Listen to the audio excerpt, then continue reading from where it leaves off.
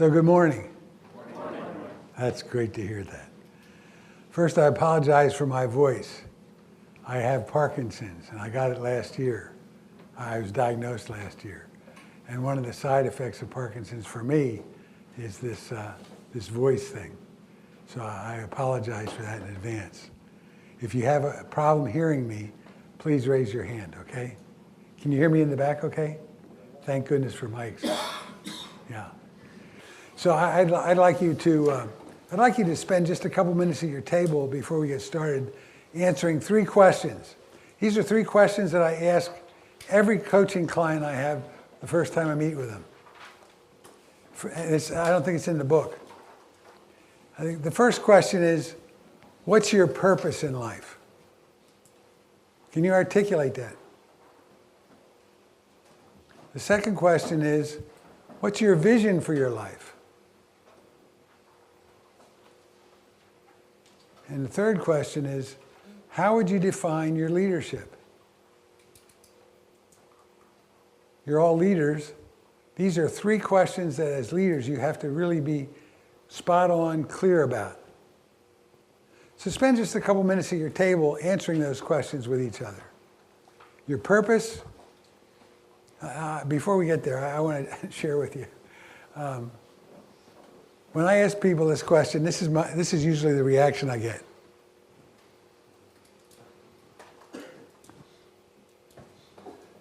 What's my purpose? What's my purpose? I want to make a difference. Okay, how do you want to make a difference? Right?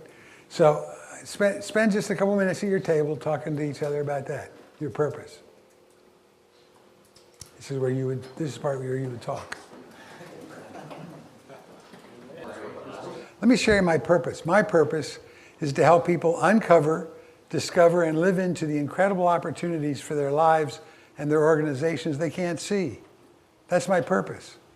That's my purpose in my work, my purpose in my ministry, my purpose in my music, my purpose with my family. I'm helping people uncover, discover, and live into possibilities that they can't see. Vision. I had visions for my life most of the time. At this point, I have one specific vision for my life. It's very clear. My vision for my life is at the end of my life, which I don't know when it's going to be, but it's sooner than it used to be. My vision is that at the end of my life, I hear, "Well done, good and faithful servant." That's the vision for my life. Everything else is driven by that vision. Those 2 things are so important for me, and until I got that clarity about things, I don't think I could really be as effective as I am now. I want to start by talking about somebody who really influenced my life. Peter Drucker was anybody ever heard of Peter Drucker? Peter Drucker was a leadership thinker back in the 70s and 80s. That's the 1970s and 1980s. And he had some quotes that I want to start with. He said, "If you want something new, you have to stop doing something old." Make sense? Yeah. He also said, "There's nothing quite so useless as doing with great efficiency something that shouldn't be done at all." How many times do we spend on that, right? And then he said, "Results are gained by exploiting opportunities, not by solving problems." Those 3 quotes, I think, are so important as we go into what we're going to talk about today, the inner game and the outer game of leadership. And if anybody wants these slides, I can send them to you. You know, if they'll get a copy? Okay. So much of what we call management consists of making it difficult for people to work. You laugh, but there's some truth there, isn't there, right? Right? There's some truth in that. So that's Peter Drucker. Now let's take a look at Brene Brown. Brene Brown is a thing. Anybody ever heard of her? Just 1, 2? Oh, she's somebody you want to read. Brene Brown is somebody who's really on top of things. Her first book was, I Thought It Was Just Me, but it wasn't. It's really insightful stuff. And she has a book on leadership that's really good. She says in that book, I define a leader as anyone who takes responsibility for finding the potential in people and processes and who has the courage to develop that potential. A leader is anyone who takes responsibility for finding the potential in people and processes and who has the courage to develop that potential. Bob Dunham is a guy I studied with back in 2011. He was a great guy. He still is a great guy. He's not dead, so he's a great guy, right? Bob says, leaders have this quality that they bring forward from other people a sense of possibility for the future and a commitment to take action on behalf of that future. So I start with these quotes because I think it's important for us to consider, what does it take to recognize the old you have to stop doing? How do you do that? Anybody? Anybody? Self-awareness. Okay. Any other thoughts? Feedback. Feedback. From who? Others. Specifically, the people you're leading, right? Yeah. How do we recognize that which should not be done at all? Same thing, right? Ask if it provides value. Any other thoughts?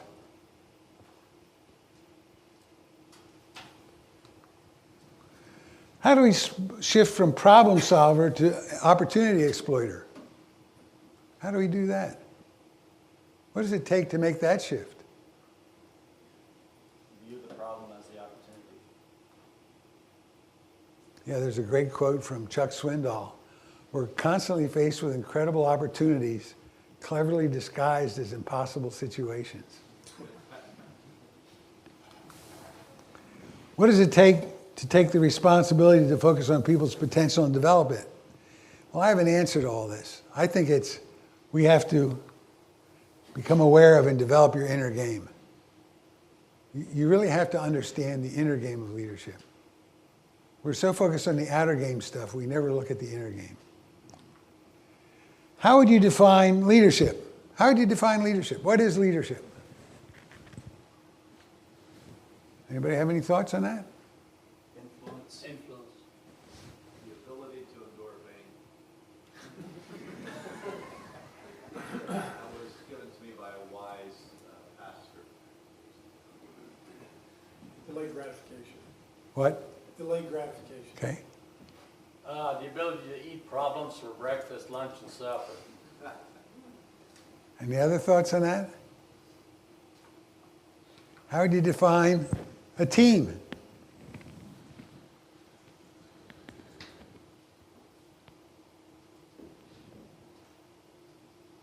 Where everybody's pulling the same way.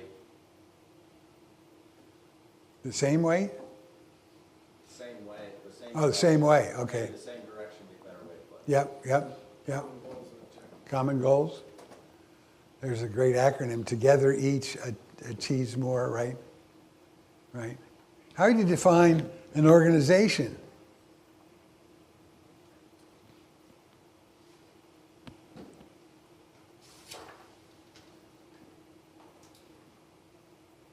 A company.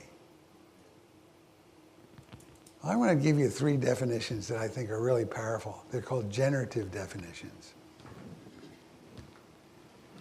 Bob Dunham says, leadership is the art of declaring a future that others commit to.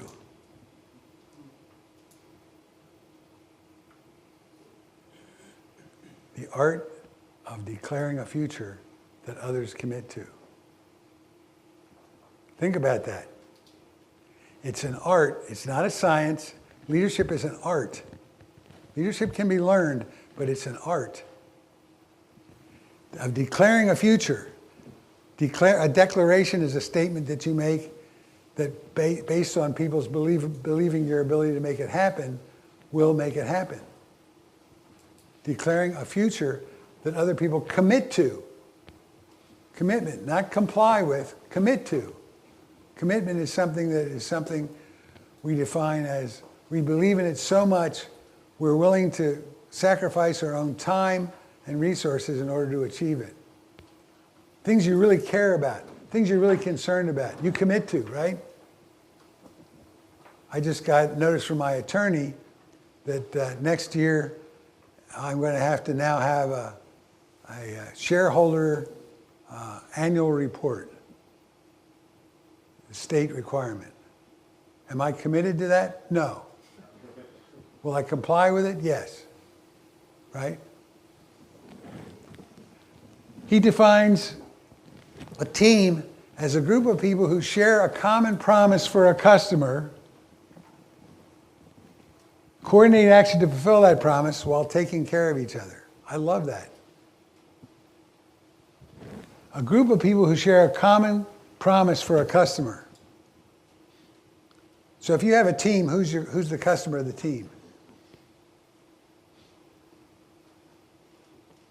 So let's think about your leadership team or the team you have that you lead. Who is the customer of that team? The employees. Nope. Each other. Nope. Shareholders. Nope. You are the customer. A customer is defined as anyone who receives the work that you do. So if you have a team of people together, you have to generate a promise, a commitment from them, and that's why it exists. It exists to fulfill the promise that you want them to commit to. Coordinate action to fulfill that promise. It means every time you meet, you're meeting to do one thing. Work on fulfilling the promise that you've made. If you're meeting for anything else, you're wasting your time. How many of you have meetings that you say after they're done, you say, why did we have that meeting? If everybody doesn't raise their hand, you're lying, right? Right? And the last part is the key to effective organization teams. Taking care of each other. Taking care of each other. Shows a relationship and a caring. The last definition is a definition of an organization. A network of commitments generated and maintained in a network of conversations. Think about that as your organization. A network.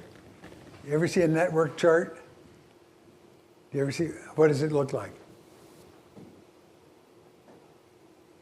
Is anybody in IT here? What does a network chart look like? It's very confusing sometimes. Yeah, because it shows relationships, right? That's what an organization chart, I believe, should look like. What commitments have we generated with whom? And how do we maintain them through conversations? So have I hurt anybody's head yet? These three definitions, I think, are really important to start with because it's going to take us down a different path than typically. Typically, we might say leadership is getting things done through other people, right? I don't know what the team definition is from Lencioni, but I'm sure he has a team definition. The core tension that exists in us, leadership is moving from playing not to lose to playing to win. How many of you have found yourself playing not to lose? Everybody at some point, right? That's the core tension. And then I love what he says. He says, there's no great way to be safe and no safe way to be great. Yeah. If you want to be a leader, there's no great way to be safe and no safe way to be great. Right? You have to get out of this old mindset that says, I got to be safe. You're driven by fear. We'll talk about that in just a little bit. Leadership is the deployment of self into circumstance. That's how they define leadership. the leadership circle. Who am I and what circumstances am I operating in? Leadership occurs within a context and demands active engagement.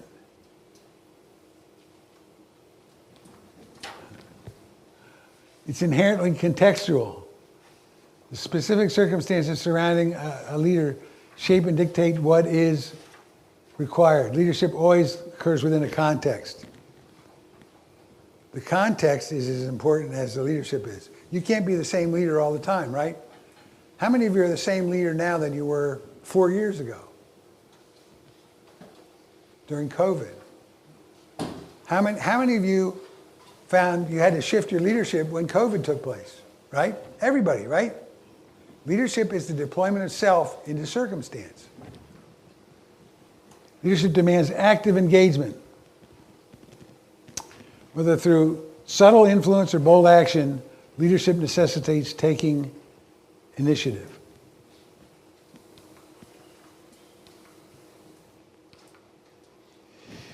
This is the most profound book I've read on leadership in my lifetime, Mastering Leadership, by Bob Anderson and Bill Adams. As Lyndon will tell you, it's a very thick book. It takes a long time to get through. But boy, I tell you, it took me 3 months to read it. But it was one of those books I had to read where I highlighted, took notes, thought about, came back. He says, we're playing two games. Two games.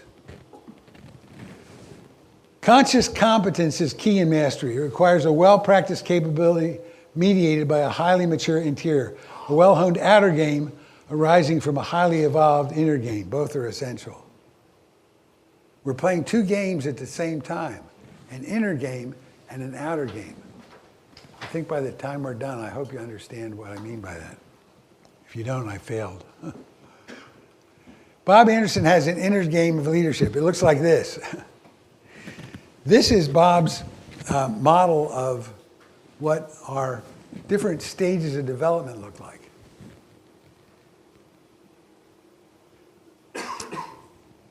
This is built on work from Erik Erikson, Piaget, Robert Keegan, and Bob continued the work. He's identified through research, starting in 1980, that there are 5 stages of development that we go through. The egocentric, we're defined by meeting our needs. This is the baby phase, right? Every baby says, I don't care what you're telling me to do, I'm going to get what I want. It doesn't care what you say the rules are. It says, these are my rules. And the problem is, 5% of all leaders are still stuck there. 5% of all leaders are still stuck in the egocentric. You can probably name some people today in the national, the local, the state, who are egocentric. I'm not making any names. Egocentric. Can you imagine what that's like to be a leader who's egocentric? Who says, you're serving my needs, I don't care what your needs are. The second stage is reactive. We're defined by others' expectations. This is the stage we fall into in adolescence, where we define ourselves based on what we think other people's expectations are. They never tell us that, but we just know. And the problem is, 70% of all leaders are still stuck there. What do you think the implications of that are? Creative leadership, we shed old assumptions and begin to self-author our lives. We become self-authors. We wake up one day and we say, you know what? I don't have to be like that. I can chart my own path. And unfortunately it doesn't happen to a lot of people. 70% of all leaders, 80 to 85% of all people are stuck in the reactive mind. Think about that. And so 20% of all leaders are creative. Integral. Integral leadership is built for complexity. It's built to deal with VUCA. Everybody know what VUCA is? VUCA stands for volatility, uncertainty, complexity, and ambiguity. I learned it at the Army War College in the 1990s. It defines the environment that leaders operate in. Every one of you operates in VUCA. Unfortunately, VUCA has become BANI, B-A-N-I. Brittle, anxious, nonlinear, and incomprehensible. Yeah. Yeah. And if you're going to be a leader in that, you have to understand you can't be the person who comes up with all the solutions. It takes a team of people who are at the integral stage to be able to navigate VUCA successfully. Why? Because there's no right answer. There's no right way. This is the thing that drives people crazy.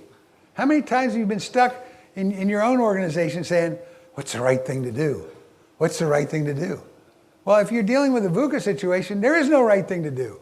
There's only experiments you can try to get through to the other side.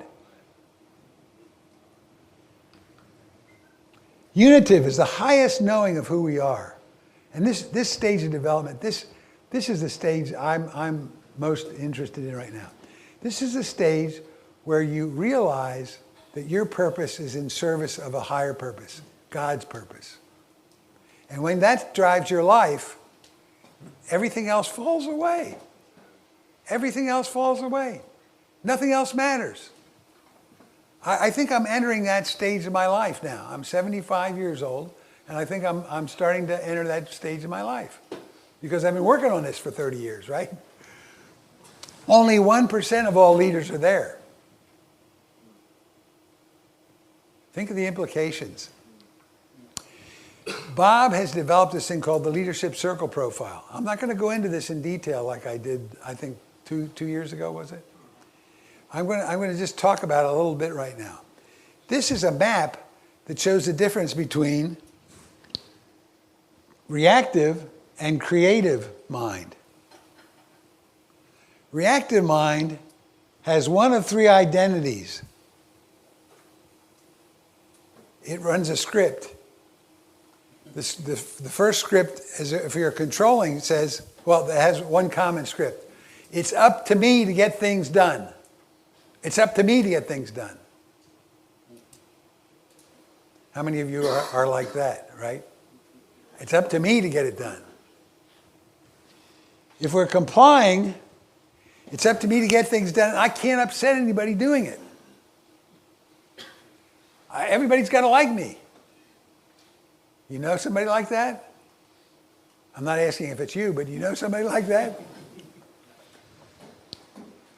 Protecting. Protecting says it's up to me to get things done, and I get it done because I'm the smartest guy in the room. And I'll do anything I can to protect my identity because it took me a long time to get here. Controlling says it's up to me to get things done, and I get it done by getting it done my way, perfectly, and it doesn't matter how much time because I have a place to go. I want to go to the top. Anybody know anybody like that? These are the three identities we adapt when we're adolescents. Everybody falls into them. The problem is we get stuck there. And think about it. As kids, I remember myself trying to fit in, trying to be, have my identity. Was I an athlete? Was I a musician? I certainly wasn't an academic, and I certainly wasn't a druggie, and I certainly wasn't a shop guy. They were the big identities when I was going to school. But that drove me. And then I remember being in high school, college, business.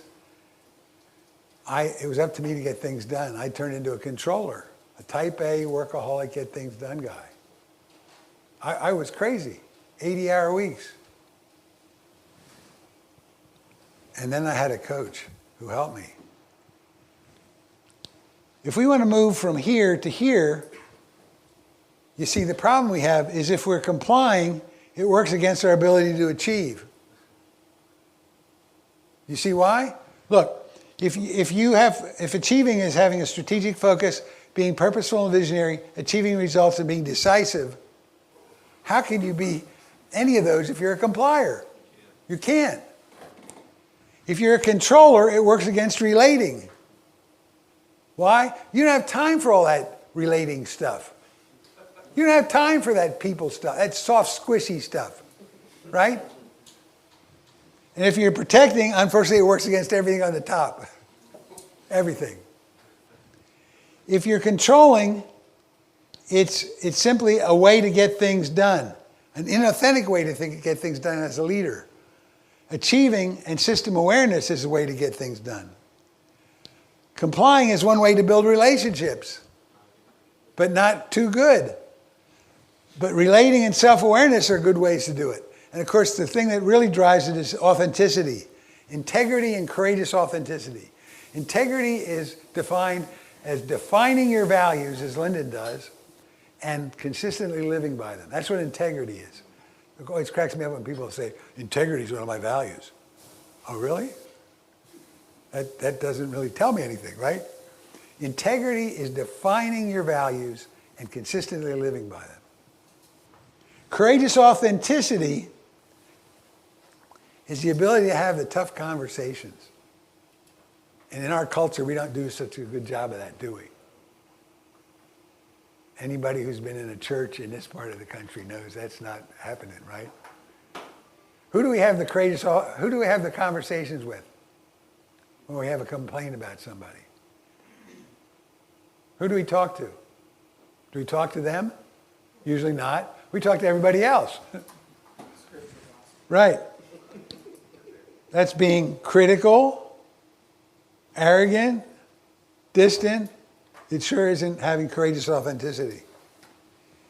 So how do you move from this to this? I think there's one simple way to start. You have to start thinking who, not how. Think who, not how. Who can get this done? Not how do I get it done? Think in your organization. The next time you have something to get done, that you automatically say, hey, it's up to me to get it done. Who could do it? Maybe not as well as you, but who could do it? Does this make sense so far? Okay. So that's the leadership circle profile. Like I said, there's more we could talk about, but we don't have time to.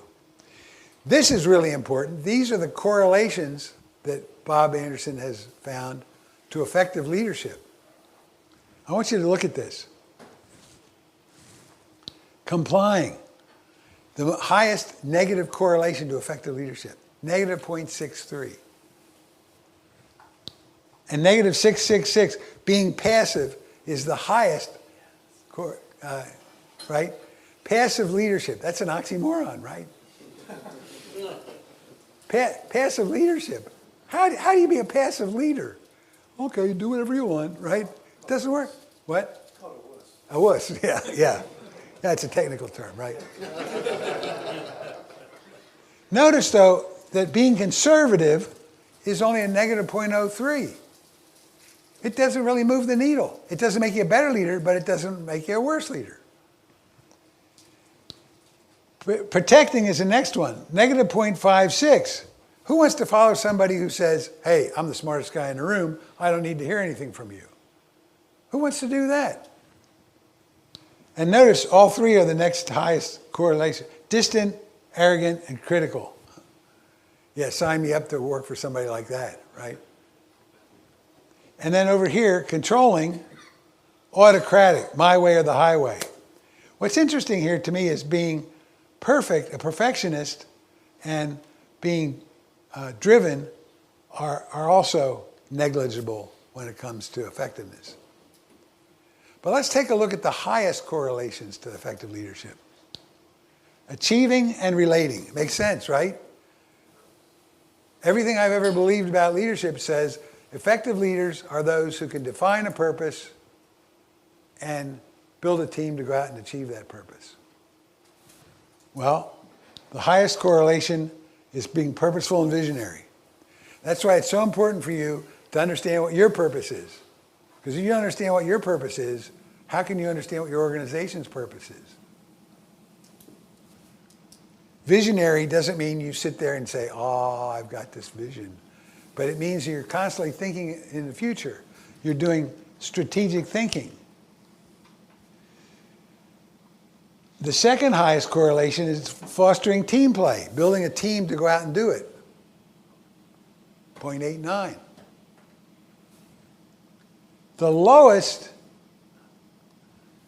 balance, 0.37. Why? Because balance is impossible to achieve. Why? Because you spend more time at work than you do anywhere else. If you define balance as simply being focused on time spent at work, time spent at home. But you can achieve balance in your life by focusing on what matters most at any single time. So there's some interesting correlations, I think, to this. Now, this is from Peter Drucker, Edward Deming, who was, anybody ever hear of him, W. Edwards Deming? Deming was the father of total quality management. In the 1940s, when we went to war, it took 5 years to build a ship.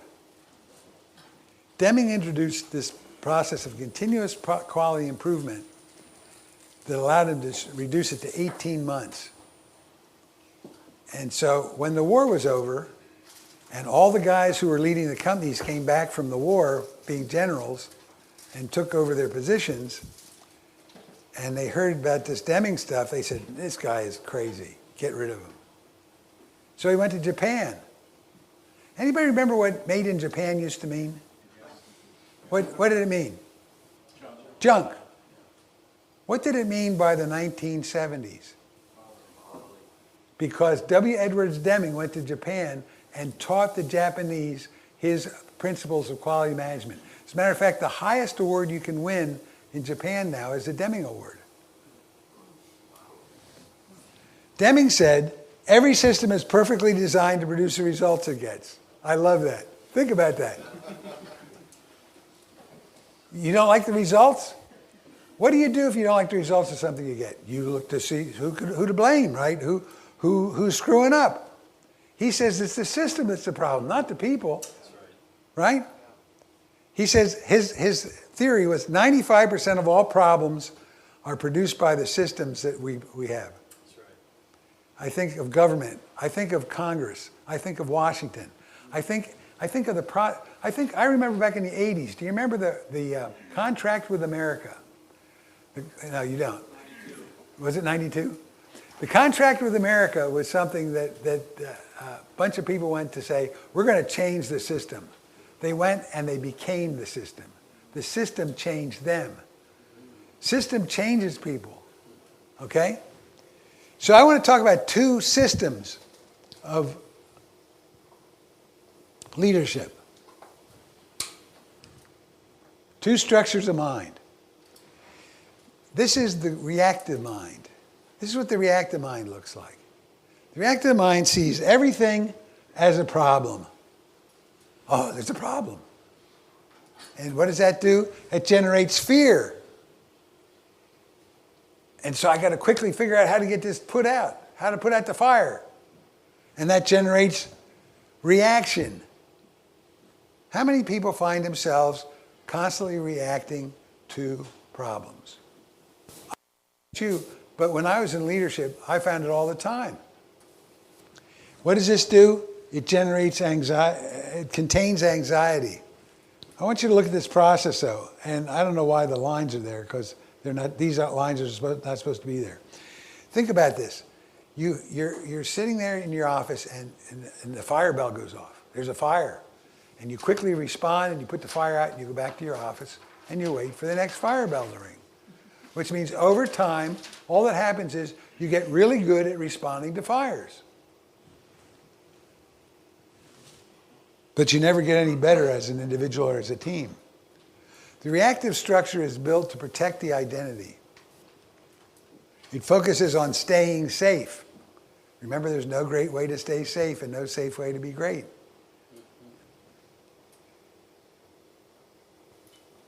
It reacts to threats. If you see everything as a threat and not an opportunity, you're going to be in a reactive mind. You tell yourself, my security is tied up within the organization, moving up within the organization. There's a great quote. What if you climbed the ladder of success and found it was leaning against the wrong wall?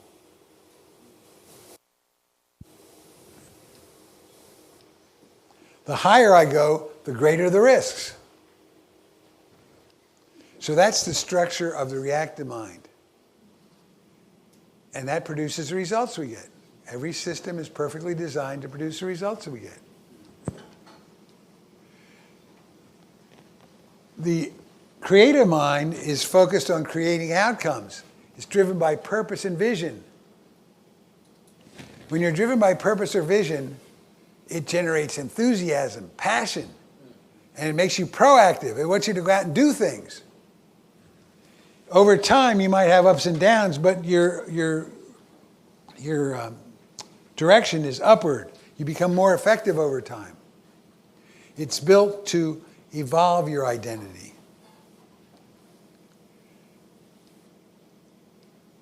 It focuses on creating what matters most. I love that definition. Bob Anderson says leadership is about defining what matters most. Leadership is about defining what matters most. We're driven by purpose and vision. We're motivated by passion, love, commitment, intrigue, and excitement. And it's inherently risky.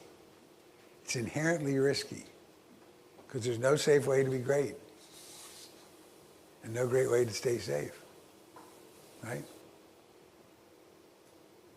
We'll catch you up later. What about you? Where do you think you are? Where are you right now? I'm not going to ask you to answer that.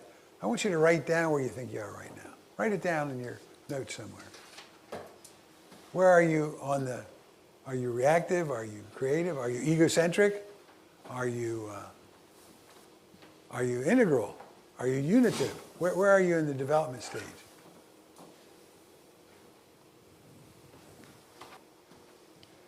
What suggests that you might be there? What's the inner script that you're telling yourself? Are you still saying it's up to me to get things done? Are you thinking who, not how? Are you saying my rules and it doesn't matter what anybody else says?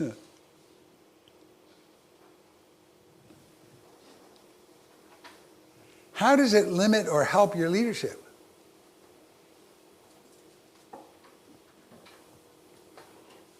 How does your inner game help or limit your leadership?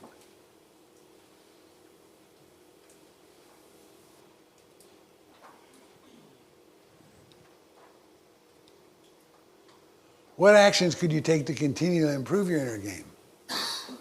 Well, I hope we get some of that.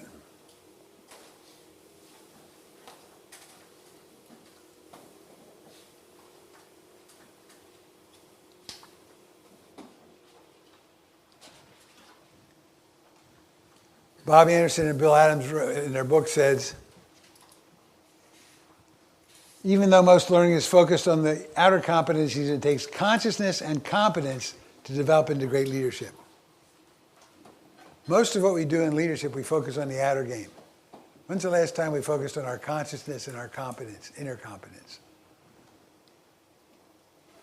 Inner game has more to do with character, courage, and convictions than it does with specific skills or competencies. You see, whenever I'm talking to somebody about interviewing for a leadership position, I say there are things I look at. Character, competence, commitment, and capacity to grow. They're the four things I always look at. Character, competence, commitment, and capacity to grow.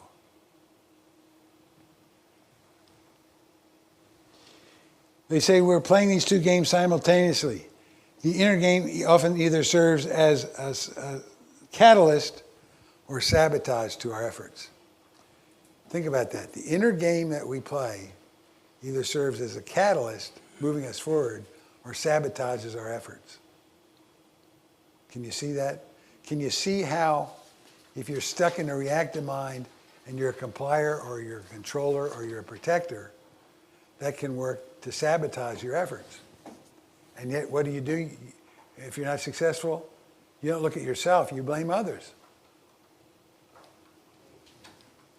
Leaders have to become competent in 3 areas.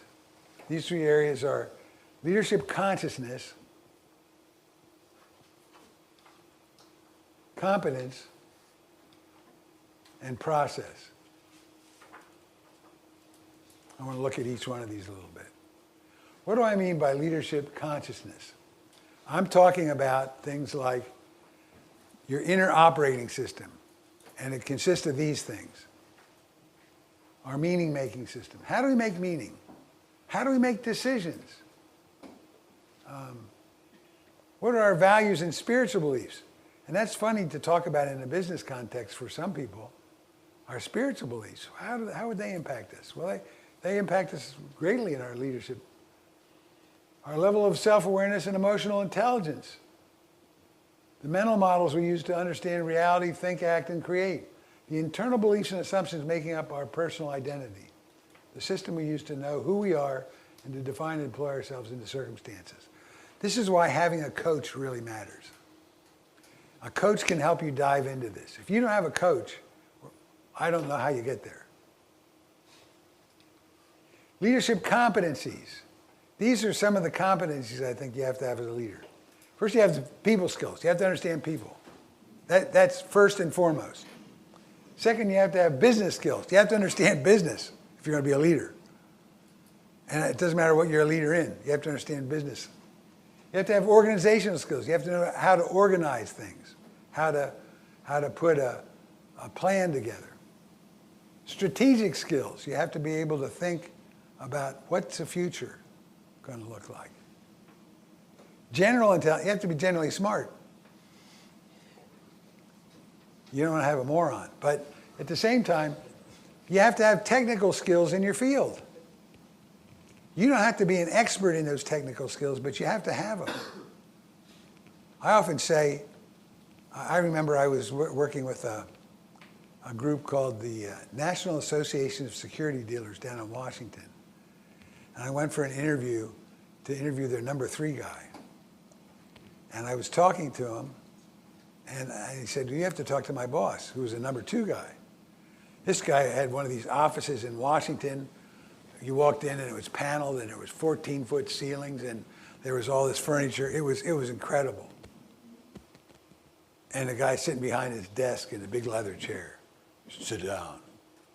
So I sat down. He leaned across the desk. He said, what do you know about securities? What do you know about finance?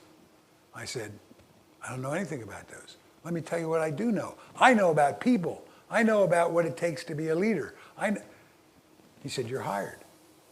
And then he said to me, how much are you going to charge? This is my first time in Washington, D.C. And I thought quickly, okay, I gave him a price. He said, is that all? Last thing you want to hear.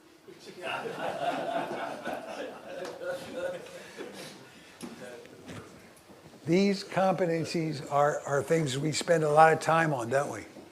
If you have an MBA, if you've gone to courses or classes, these are the things you spend time on, right? How about these? What happened here?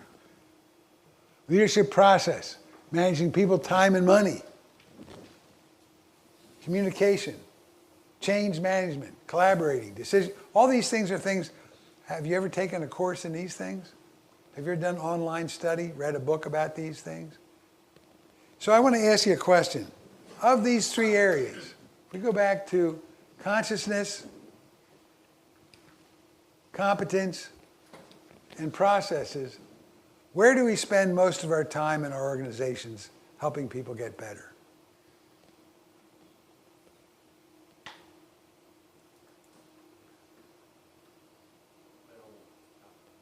The middle one? Where do you spend most of your time as a leader? Processes. That's the outer game. The inner game, how much time do you spend on that? Probably very little, right? Right. These are some leadership basics. I think these are things, just a note. This is Geoff's theory. This is my theory. It's not written anywhere. So you can agree with it or disagree. It doesn't matter. I'm just telling you what I think, okay? These are some basic things I think that every leader needs to focus on. Integrity. Integrity. Every leader needs to have integrity. Clearly defining and sharing your values and consistently acting from them. Every leader needs to have emotional intelligence. This is the thing that really gets in our way. Emotional intelligence is understanding and managing our own emotions as well as recognizing and responding to the emotions of others. How well do you do with that? What happens when you have a meltdown at work? Somebody loses it at work. What do? How do you respond to that? Communication. The name of my company is Conversations. Why? Because my mentor, my teacher, Julio Alaya, who was a guy from Chile, said in one of our classes, any problem in an organization or relationship is directly related to a conversation not being had or one being held poorly. Any problem in an organization or relationship is directly related to a conversation not being held or one being held poorly. Think about the problems you have in the organization and what conversations haven't you had. Generating commitment. How as leaders do we generate commitment? Do we just ask for it? Do we ask people, hey, I want you to commit to this? So I'm a tuba player. I love tuba playing. I've been playing the tuba for 65 years. I've got books on tuba. I used to have 3 tubas, 6 sousaphones. I have 1 tuba now. My wife is very happy. And so I want you to commit to tuba. I want you to commit to being a follower of tuba. What would you say to that? You would say, Geoff, I don't really care about the tuba. So how can I ask you to commit to something you don't care about? That's how we generate commitment. We ask people, what do you care about? What are you concerned about? What can we do together to take care of those cares and concerns? Which ones aren't we going to take care of? That's how we generate commitment. Visionary thinking. This is developing and articulating a compelling vision of the future and inspiring others to work toward the vision. That's your big why. So why are we doing what we're doing?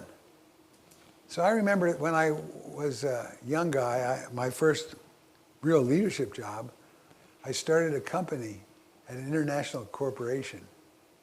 We had the opportunity to retrain 100,000 teachers in South Africa when apartheid was ending and democracy was starting. And I said to the team that I assembled, we have the chance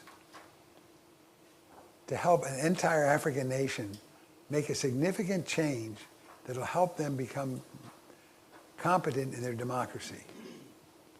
And we have that by helping to retrain their teachers. I didn't know it at the time. That was my vision. My vision was we were going to help a nation retrain teachers.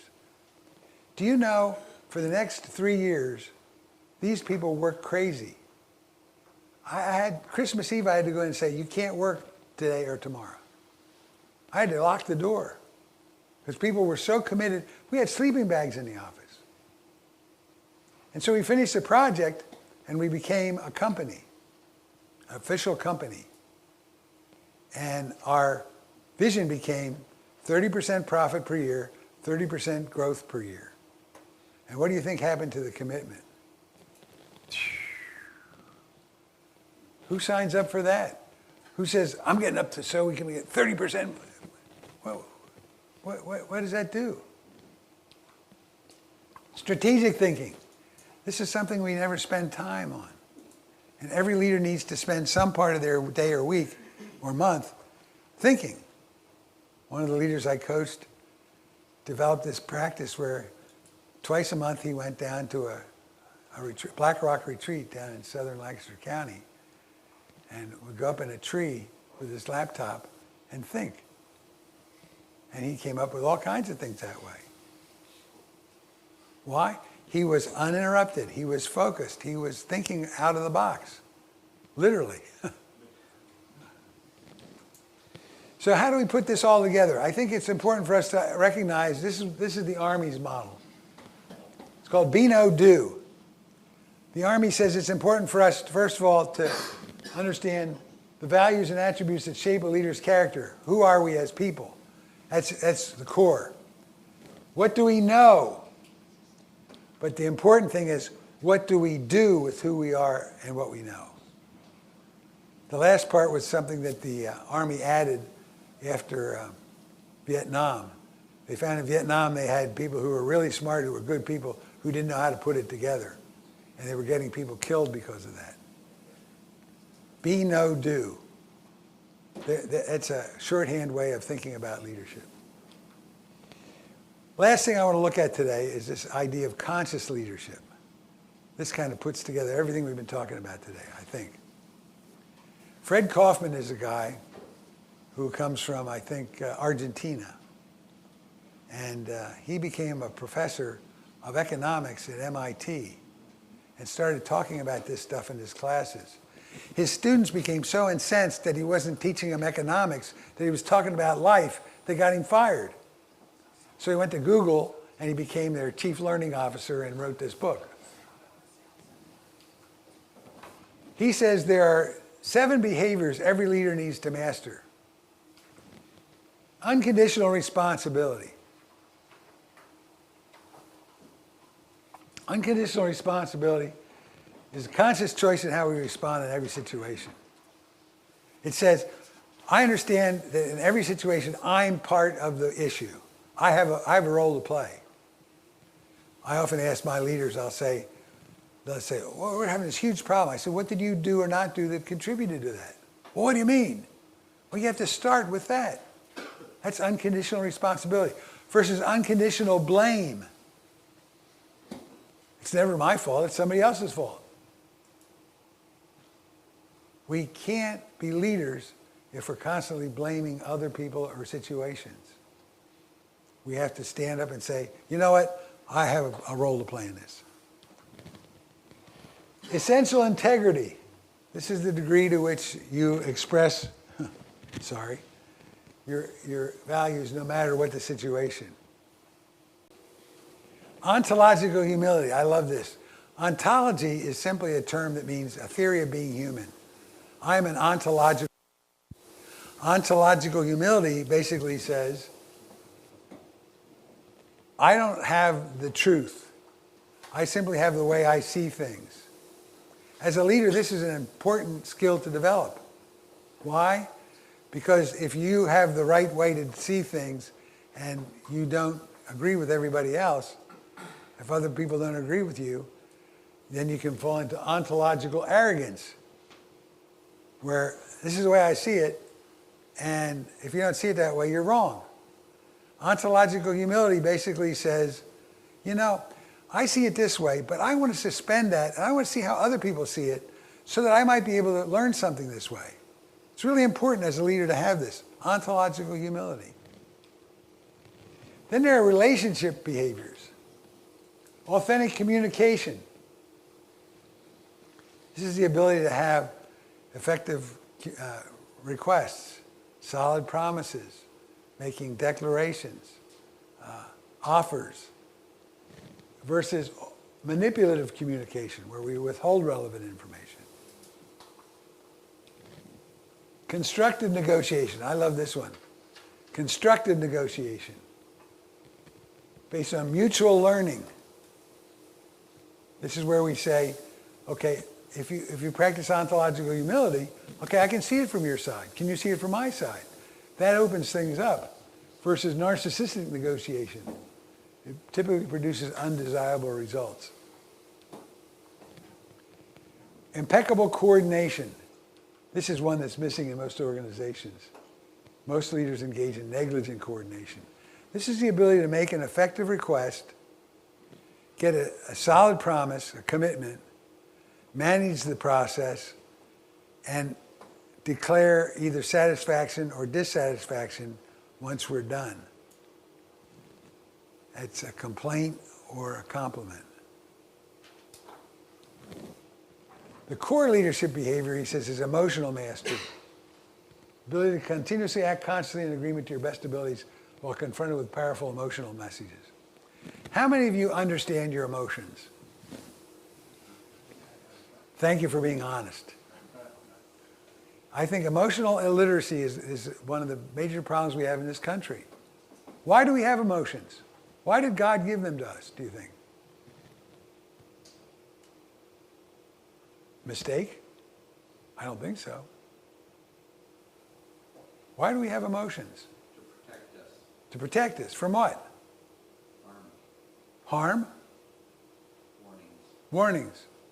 From ourselves? So I believe that every emotion has a message. And that message is valuable information. So we get angry. What's the message? Something isn't fair. That's the message. And if something isn't fair, what do we do when we get angry? Typically. What do? Get loud. We get loud. We start yelling. We get confrontational. What's that likely to do? Produce fairness? It's not. It exacerbates the problem. Frustration's message says, something important to me isn't resolved. What happens when we get frustrated? Same thing, right? What if we worked to resolve the situation that's important to us? What would happen? I think what would happen would be our emotions would shift. Our emotions are simply our interpretation of events. I think every emotion, I'm going to say something you're not going to like, I believe every emotion is self-inflicted. Comes from our interpretation. Somebody says, they're making me angry. No, they're not. I don't think anybody sits there and says, I'm going to make him angry today. But he might say something that makes me angry, but it's my choice. I believe there are two things we're responsible for in this life. Our actions and our reactions. That's it. We're responsible for our actions and our reactions. And everybody's responsible for theirs. What do you think a complier says? A complier says, I can't do that. It'll upset people. I can't upset other people. And I'll say, you can't upset other people. It's impossible. What do you mean it's impossible? That's their reaction. You can't manage other people's emotions, right? I could go on this for a long time, man. In emotionally charged situations, you don't want to use the techniques you know will make things better. I did this once and somebody says, is that a mistake? No, it's not. You don't want to do them because you get emotionally hijacked. Your brain doesn't work that way.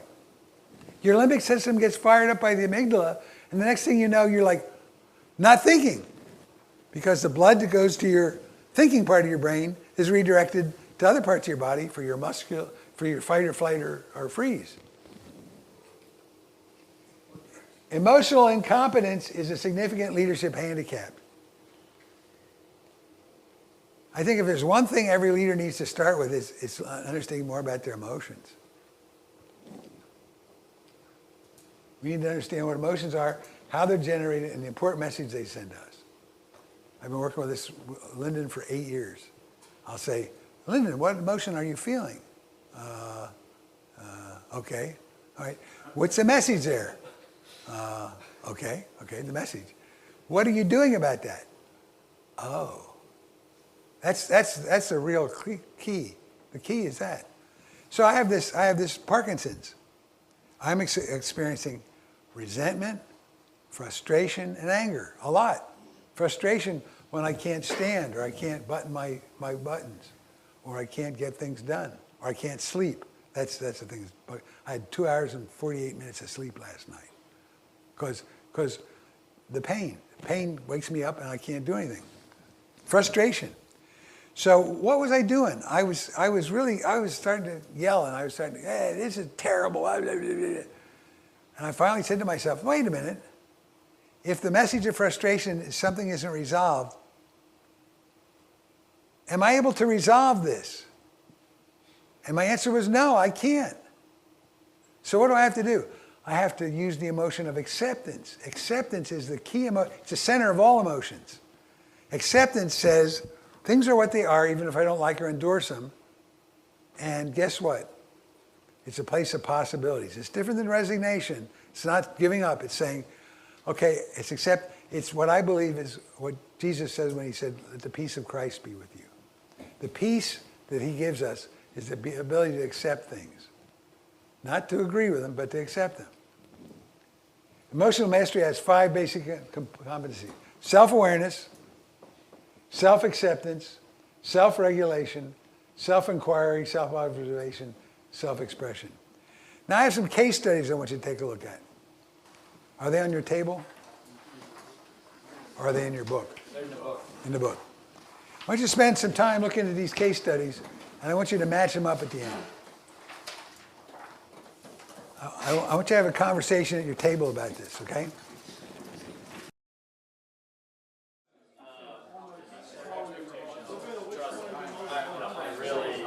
Okay, let's wrap it up. I hate to interrupt this conversation because I love what I'm seeing. Unfortunately, we're kind of strapped for time. Let's see what the results were. Number 1, what did you say? 3, 2, The controlling manager. The complying public speaker.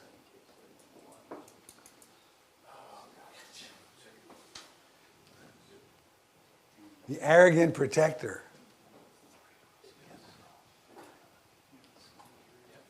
The turnaround CEO. And the team unifier. So, what were the questions I had after that? Which leader would you like to work with? Of those 4, 5? 4 and 5. 4 and 5. What's the next question? Which leader would have you brushing off your resume, so running from that? Which one would you say, I'm out of here? 3 and 4. And which one's most like you? 3? So that last question, that's really a question that you don't have to answer out loud, but it's one you certainly want to think about, because the ability to see ourselves as others see us is an important leadership skill, right? So let me ask you a couple questions. What landed with you today? What were your key takeaways? And you don't have to spend a lot of time on this, but I just want to get a sense of this from you. Page 6.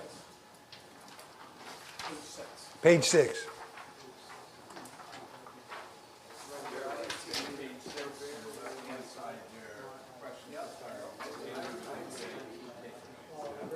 So what landed with you today?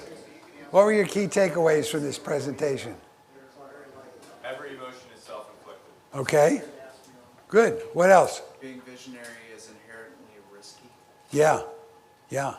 Think who, not how. Who, not how. Anything else land with you? The highest correlation to effective leadership is purpose and vision. Yeah. Wow. It's followed by fostering team play. It's achieving and relating, right? Anything else land with you? Results Yeah. are gained from exploiting opportunity, not from solving problems. There we go. Our inner game either catalyzes or sabotages. Catalyst or sabotage, right? Anything else? Well, Being a leader in the creative and integral part and moving away from what everybody thinks and living a reactive life, knowing yourself and where you're going enough to be at that higher level of effectiveness. the inner game drives the outer game. Yeah. Yep. What are you seeing differently now than at the start of our session? What do you see differently? Anything? How important the inner game is. How did you see it coming in? Did you even have an idea what it was? Not exactly, no. Okay. That's what most leaders are in that same boat. Anybody else? The degree of negativity from being confined in the past. Yeah. Anybody else?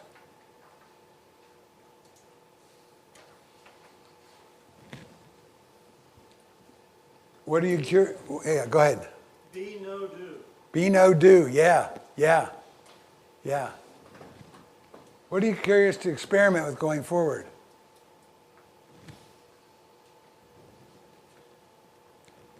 The idea behind what's the emotion I'm feeling, what's the message, and what am I going to do about it? Yeah. I'll tell you, one of the ways you can do is start to name your emotions and look them up in the dictionary, because the dictionary will tell you what exactly the emotion is. It's funny. Naming them is tough, though. But think about it. When you ask most people, I'll say, name your emotions. Happy, sad, afraid, angry. Happy, sad, afraid, angry. But it's almost like a color palette.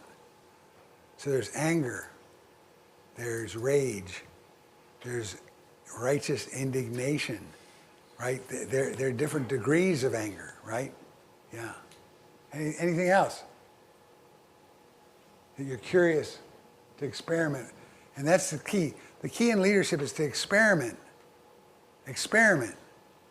Because if you can experiment, you can take a lot of the load off yourself.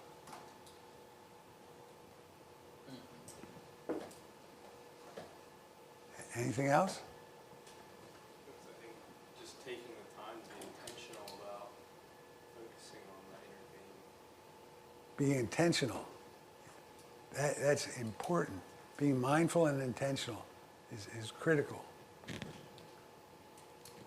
What's your commitment to yourself right now? You don't have to answer this one to me. What's the commitment you're going to make to yourself? What do you promise to yourself to do? What do you care about so much that you're going to do? Because, I found when I went to these things, which I did for probably 50 years, I would get all these ideas and I'd go back to the office, I'd say, I'm ready to go. And then I'd get busy and I'd forget about them. But if I make a commitment to do something to myself, I'm saying, this is so important to me, I'm willing to sacrifice my time and resources in order to achieve it. What am I committed to do? I want to thank Lyndon for asking me to come again. I want to thank Elizabeth for her stellar organizational skills. I want to thank Kavari for her great hostess skills. It's been a great morning. Thank you very much.